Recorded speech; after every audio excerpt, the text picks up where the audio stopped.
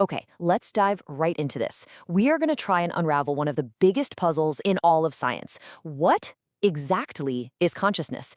It feels so simple. It's the voice in your head, it's the thing that makes you, well, you. But when you start digging in, the science reveals a mystery that is just absolutely mind-bending. All right, to get started, let's just do a really simple visual test. So on the left, you've got House A. Looks totally fine, right? Pretty normal.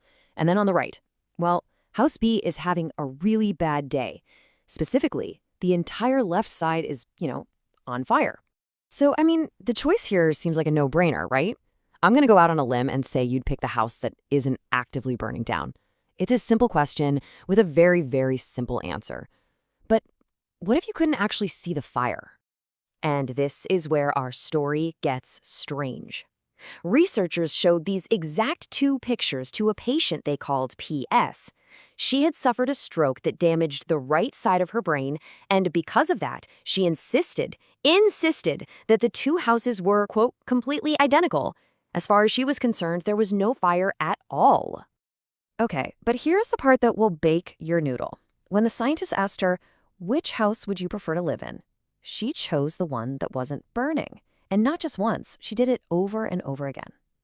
So this is the big question, right? How did some part of her know that House B was dangerous when her conscious mind had absolutely no idea? So how do we even begin to solve a puzzle like that? Well, we have to start with the first big clue, and it all comes down to this really important, kind of weird distinction between your brain processing information and you consciously experiencing it. The condition that PS has is called hemispatial neglect. That stroke damaged her right hemisphere, and as a result, she was just completely oblivious to the entire left side of her world. It wasn't that it was blurry. For her conscious mind, it just flat out didn't exist. And this right here, this is the heart of it. Her brain, the physical organ, was still processing everything just fine. It could see the fire. If you were to throw a ball at her from her left side, her brain would process that incoming threat, and she might even instinctively duck. But her conscious experience of that, totally blank. She would have zero awareness of the ball, and she'd have no clue why she just ducked out of the way. So you see, it's that subjective internal feeling, that experience, that layer of awareness that sits on top of all the raw data your brain is crunching every second.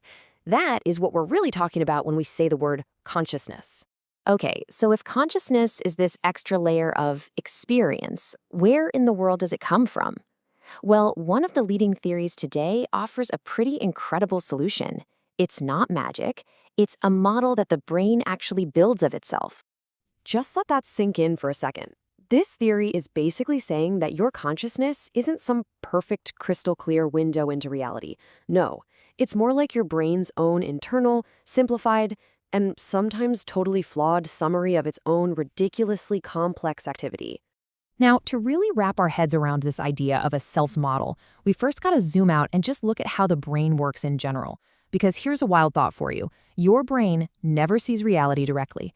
It builds simplified models of everything. So you can think of a brain model as just a mental shortcut. It's like a little summary description that captures just enough information about something to be useful without getting totally lost in every single microscopic detail. Let's make this feel a bit more real. Here's the perfect example you experience every single day, and I bet you've never thought about it this way.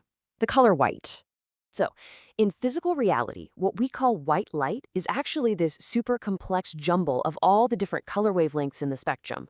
But does your brain bother with all that? Nope. It builds a simple model that basically just says brightness but no color. Now, that model is technically wrong. It's an oversimplification, but it's really efficient and it's totally good enough for us to get by. And this whole modeling thing isn't just for stuff out there in the world. It's for you too. Here's a super personal example. Your brain has to build a model of your own body. Right now, your brain is tracking where your arms and your legs are. But it's not wasting energy tracking every single muscle fiber, let alone every cell. That would be just wildly inefficient.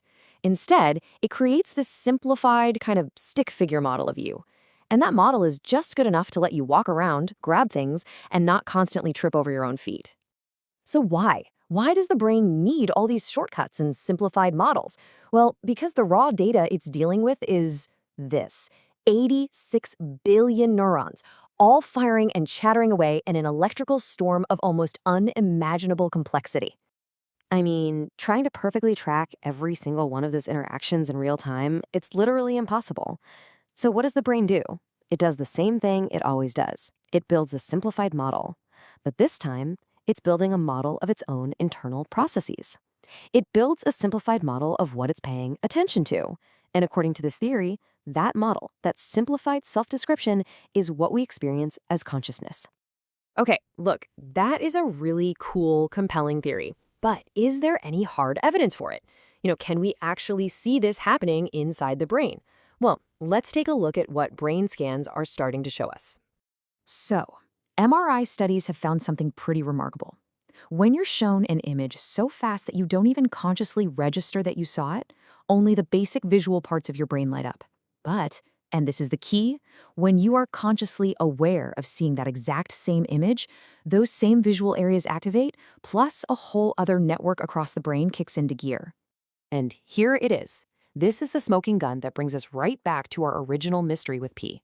It turns out, patients with hemispatial neglect almost always have damage to one specific part of, you guessed it, that exact same network. Her brain could still process the fire, but the network it needed to build the awareness, the conscious model of the fire, was broken. So, we're getting closer, a lot closer, to understanding the how of consciousness. But as it always does, this new understanding opens up some even deeper, more profound questions about who and what we really are. So let's just recap where we're at. We're getting pretty good at figuring out the where, right? We can point to the physical networks in the brain that seem to be crucial for awareness, but we are still a long way from understanding the how, the precise, specific calculations that those billions of neurons are running to give you the feeling of seeing the color red or hearing a sad song. Well, for now, that's still pretty much a black box. And this really leaves us with a pretty staggering final thought. If your entire sense of self, your rich internal world, everything that feels so real and so immediate to you, is actually just a useful, simplified self-portrait that your brain painted of itself to get by, then who exactly is the artist and who is the painting?